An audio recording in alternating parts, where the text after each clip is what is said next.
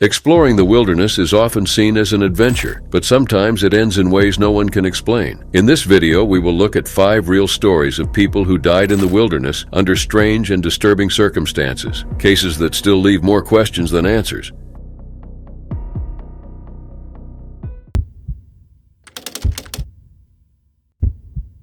It was October 17, 2019, in Honor, Michigan, a small remote town about 21 miles southwest of Traverse City. Adrienne Ada Quintal, a 47-year-old woman from Southfield, had traveled alone to her family's cabin. Her boyfriend had stayed with her for a few days, but returned to Detroit 2 days earlier, leaving Ada by herself. She planned to work on repairs and enjoy the quiet. She had her newly adopted dog with her, along with her 9mm handgun. Ada was a licensed and experienced firearm owner. At 2:34 a.m., Ada made a distressing call to a friend in Warren. She said she was involved in a shootout, claiming 2 men were outside. She told the friend she had fired at one man and the other was firing back. The call lasted 4 minutes and 27 seconds. Ada sounded panicked and begged her friend to call the police. The friend immediately called the authorities. However, the wrong address was first given, 2900 Indian Hill Road. Police arrived there and found nothing but empty woods. By 3:08 a.m., Ada's family provided the correct address, 4900 Indian Hill Road. Officers reached the cabin at 3:15 a.m. From the outside, nothing seemed wrong. Inside was a different story. Officers forced their way in. They found bullet holes in the windows and the ceiling. It looked like shots had been fired from inside toward the outside. Both new and old shell casings were scattered around. A bullet was even lodged in a ceiling rafter. Ada's car showed damage too. A bullet had hit the driver's side window, but there were no signs of injury, and Ada was gone. Her dog was safe inside. Her car was still parked outside. Her wallet, purse, vaping devices, and phone were left behind. Later, her phone and boots were found on the roof. Her handgun was located outside on the ground. Search teams used K9 units, drones, and thermal imaging but found no trail leading away from the cabin. No footprints, no sign of where Ada had gone. Ada's family was devastated. Her sister, Jenny Bryson, said Ada would never have wandered off, especially not without boots, her phone, or her dog. The woods were cold, swampy, and dangerous. Ada had a son and was working on putting her life back together. She had been a database analyst before health issues cost her job. Just months before, she had been injured in a violent altercation in Detroit, leaving her with a broken nose and a concussion. Jenny believed that injury might have affected Ada's mental health, but Ada was described as loving, intelligent, and close to her family. She was not known to use any harmful substances. Police considered several theories, including the possibility of an abduction, a mental health emergency, or even the idea that Ada had staged the event, but there was no clear evidence to support any of them. Her family believed she would never willingly leave her son behind. Weeks passed with no sign of her. When deer hunting season began, police asked hunters to stay alert for anything unusual. Ada's family increased the reward for information to $100,000. In December, searchers returned to a flooded area near the Platte River, about a few hundred yards from the cabin. Dogs had shown interest there earlier, but high water made it impossible to search properly. The family drained the area. After removing about a foot of water, they found something. On December 21st, nearly 10 weeks after Ada disappeared, her body was found submerged in about 3 feet of water. She was identified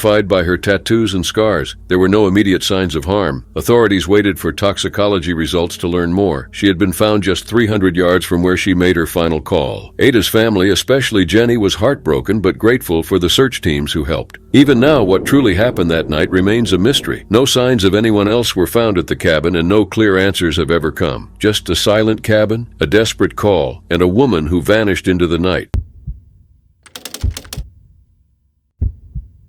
It was February 7, 1970, in the Great Smoky Mountains National Park, which spans North Carolina and Tennessee. A Boy Scout troop from Morristown, Tennessee was on a weekend hike.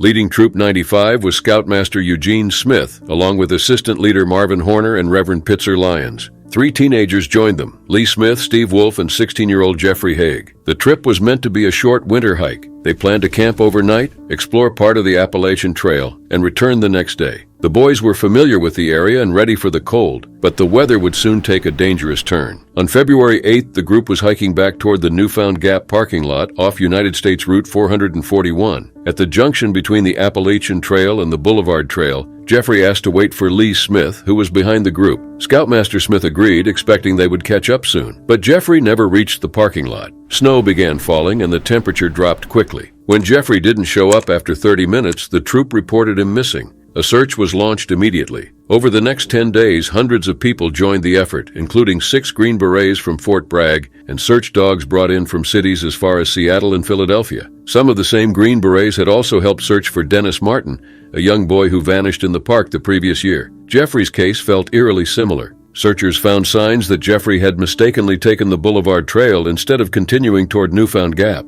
He then moved into the rough, steep area around the Walker Prong stream, far from the main trail. Some thought he became disoriented in the worsening weather. Park officials, however, considered another possibility. Keith Nielsen, the park administrator, suggested Jeffrey might have chosen to separate from the group. Scoutmaster Smith later said Jeffrey had been upset the night before, after a snowball fight between him and 2 other boys turned serious. After being reprimanded, Jeffrey had taken it hard. Dogs picked up Jeffrey's scent along the Walker Prong stream heading toward United States Route 441. But the trail eventually disappeared. Some believed he may have made it to the highway and gotten a ride, but there was no clear evidence of that. On February 16th, searchers found Jeffrey's camping gear. His backpack, sleeping bag, food, clothes, and cooking tools were placed neatly on a rock in the stream. It appeared untouched, as if carefully arranged. 2 days later, trained dogs led searchers to Jeffrey's body at the bottom of a cliff near the North Carolina-Tennessee border, less than 2 miles from where he was last seen. His body was found about 2/5 of a mile from his camping gear. The coroner determined Jeffrey had passed away from exposure, likely on the day he went missing or early the next morning. Small bruises on his arms and hands suggested he had fallen while trying to climb a steep slope, falling about 20 feet and landing by a tree. The condition of his body raised more questions. One of his boots was missing, and his pants and socks had been removed. Experts explained that in severe cold, it's not uncommon for people to become confused and start removing clothing. Still, many things remained unclear. Why did Jeffrey leave the trail, especially as the weather worsened? Why abandon supplies that could have saved him? Tracks showed he had walked in circles, stumbled to his knees, and struggled alone. All footprints matched his own. There was no evidence anyone else was involved. Some connect Jeffrey's story to other strange disappearances in the Smokies, like Dennis Martin's or even 12-year-old Jared Negret's case in California in 1991. But investigators found no signs of foul play. Everything pointed to a tragic accident. Jeffrey got lost, faced extreme conditions, and couldn't find his way back. Today, Jeffrey Haig's story remains one of the most haunting cases in the Smokies, a quiet reminder of how quickly the wilderness can turn deadly, even for those who know it well. It was June 12, 2005.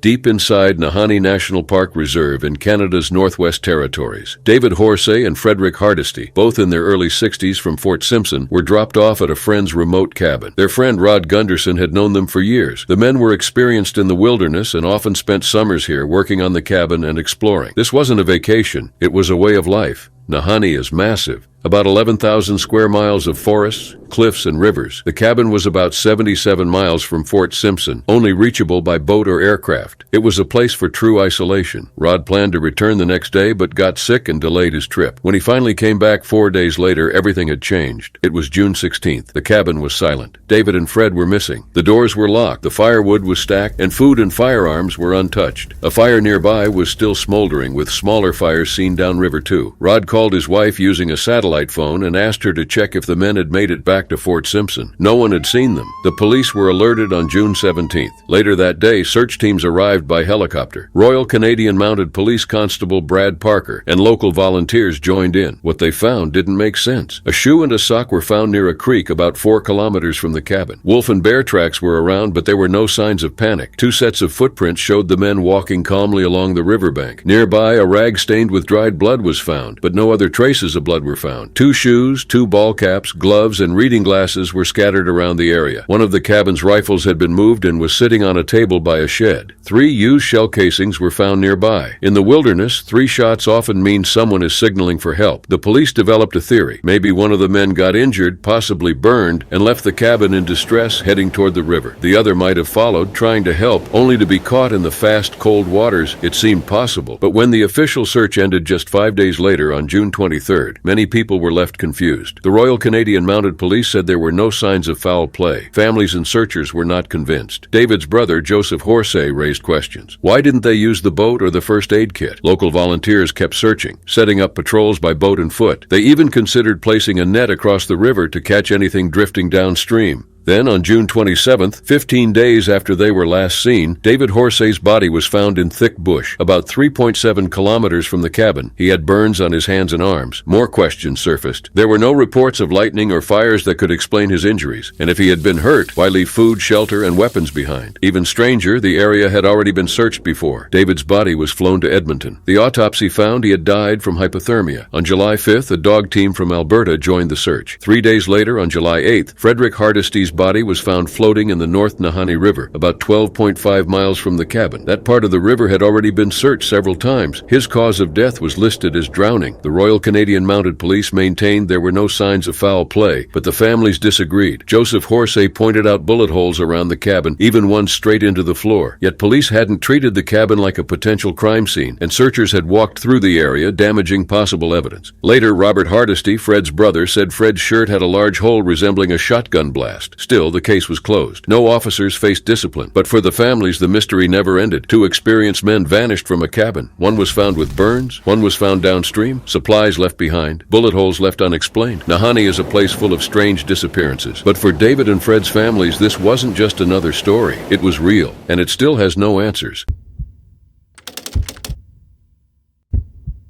It was May 26, 2013, in the remote woods of Weber Township, Michigan. Cullen Finnerty, a 30-year-old former college football star, was spending Memorial Day weekend with his in-laws at their family cottage. Cullen had been one of the most successful quarterbacks in National Collegiate Athletic Association Division II history, leading Grand Valley State University to 3 national championships and over 50 wins. After college, he spent brief periods with the Baltimore Ravens and Denver Broncos. That evening, Cullen went on a solo fishing trip in a small inflatable pontoon boat. His brother-in-law Matt Brinks and father-in-law Dan Brinks dropped him off around 8:30 p.m., watching him quietly drift downstream with his gear. The plan was simple. Fish for about half an hour, then get picked up downstream. It should have been uneventful, but minutes after setting out, Cullen made 2 short, panicked phone calls to his wife and brother. He said he was being followed, though he didn't explain by whom or what. His voice was filled with fear and confusion. Then the calls ended, and Cullen was never heard from again. When the Brinks returned to pick him up, Cullen was gone. His boat was later found abandoned on the rocky edge of Bray Creek, but there was no sign of him. A massive search began. Local authorities, Michigan State Police, fire departments, and volunteers struggled through thick woods, dense brush, and waterways. Former teammates and coaches also joined in. Cullen was known for being tough, loyal, and cheerful.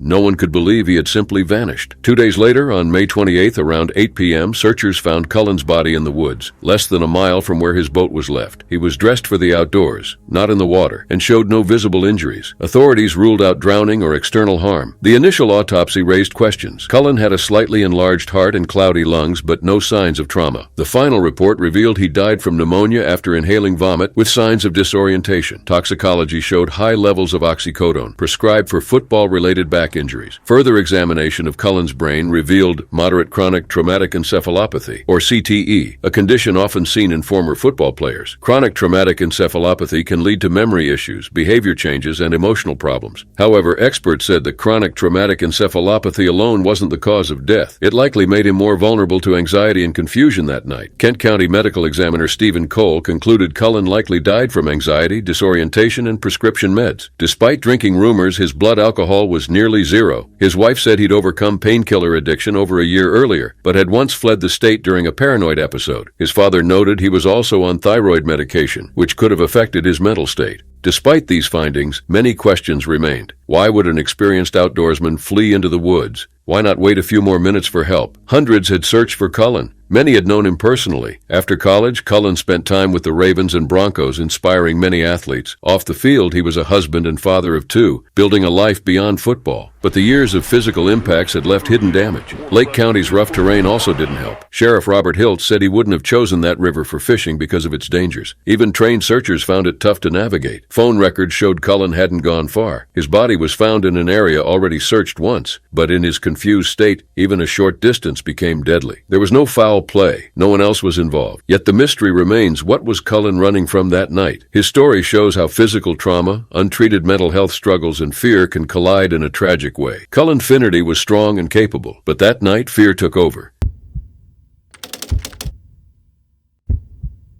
It was December 13, 2002, in Gisborne, a small coastal town on New Zealand's North Island. Jason Chase, a 25-year-old sheep shearer, had just finished work in the area. Fit and healthy, Jason was also training for an upcoming bike race. That day, he packed up his things and set out for his hometown of Dannevirke to spend the holidays with family. Jason hadn't said exactly when he would arrive, so when he didn't show up right away, no one was worried. But when Christmas came and went with no word from him, concern grew. Soon after, Jason's car was found abandoned in Tamaki Reserve, near the rugged Ruahine Ranges outside of Dannevirke. It was clear something wasn't right. Jason knew the area well and had no reason to be out there overnight. His family described him as calm and dependable. Although he had been facing some emotional struggles, there was no indication he planned to harm himself. The location of his car left many questions. Why stop there, and where did he go? Search teams quickly got to work. Helicopters scanned the steep gullies, while volunteers combed through the rough terrain, dense native bush, rocky riverbeds, and sharp slopes. December is a dry season, making navigation even tougher. Despite the massive effort, no sign of Jason was found. After several helicopter flights and days of searching, the official search ended just before Christmas. Still, Jason's family and volunteers continued looking every day. On January 3, 2003, 3 weeks after Jason vanished, his body was found by his family.